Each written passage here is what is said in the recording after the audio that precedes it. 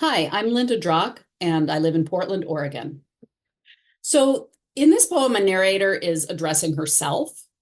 This was a poem I needed to write for myself. So, my husband of 25 years has chronic illnesses. He was in a particularly bad period of decline when I was writing this poem. We were trying to keep him at home, but it was getting really difficult. So, what I found, not surprisingly, is all of the images I was seeing in the world were these dark, heavy, sad images.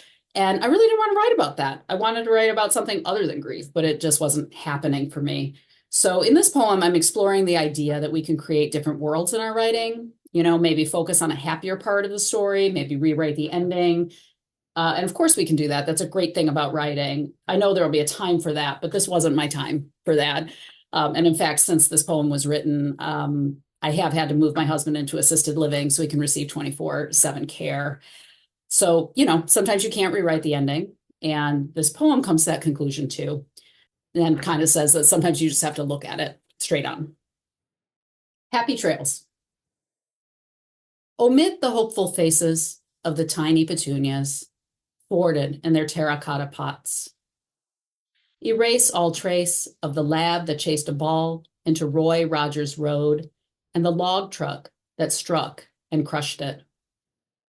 Don't utter one word of the uselessness you feel as your dying lover suffers. How his gutters keep filling.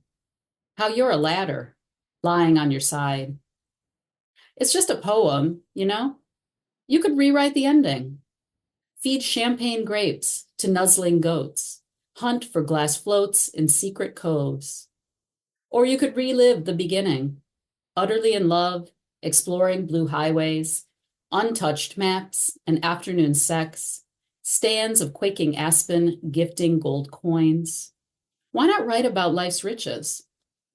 But of course, you know why. Even the dead puppy knows why.